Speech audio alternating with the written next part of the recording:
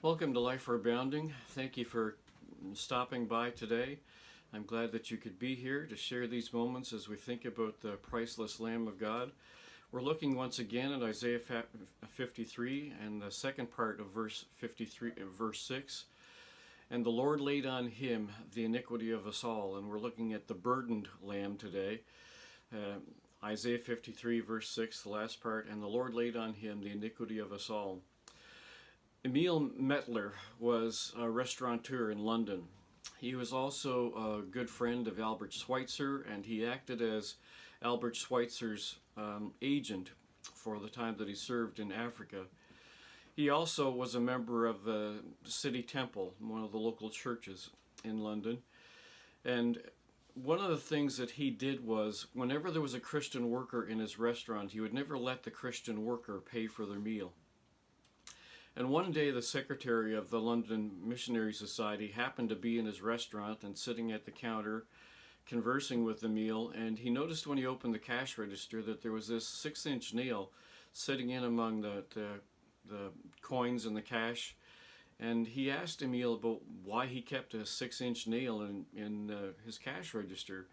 And he said simply this: "I keep the nail with my money to remind me of the price Christ paid for my salvation and what I owe to him in return."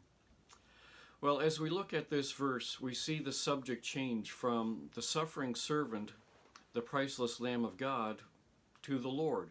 It says, "And the Lord laid on him the iniquity of us all."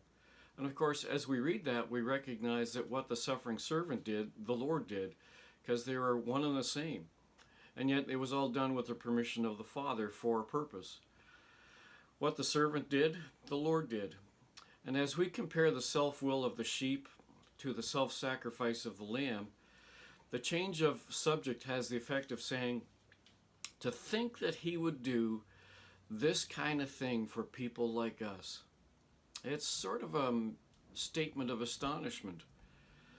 We all at the beginning is now us all at the end. It's again a reminder to us that we are all included in this, that we all have sinned and come short of the glory of God, that we are imperfect people, that we are deserving of punishment for our sin.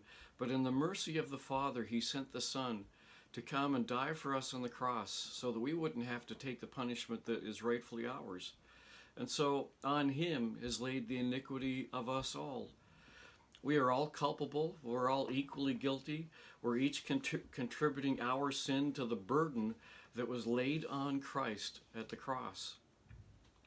And so, why was the servant, the suffering servant, the Lamb of God, stricken, as we've read earlier in one of Isaiah's verses here in chapter 53? Well, he was stricken so that the burden of our sin could be lifted from us, so that we could be set free.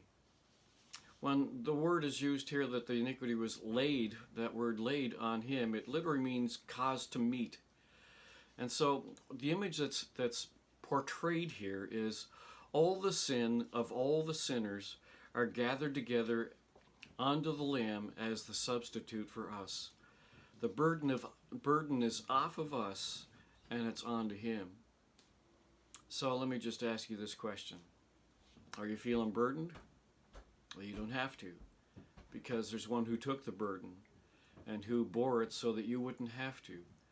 So why carry a burden you don't have to? Could we today maybe just in a simple prayer say, "Lord, won't you lift this burden off of my shoulders, this weight that I've been carrying?"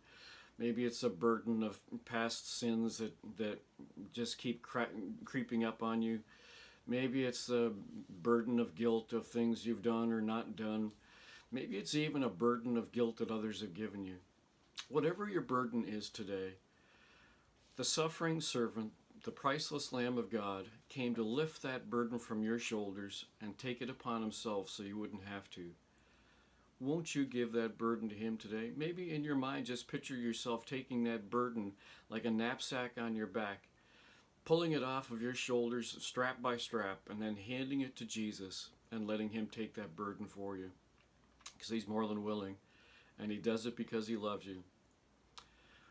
On him was laid the iniquity of us all the sin of all the sinners gathered into one place and the suffering servant, the priceless Lamb of God. He did it for you, and he did it for me.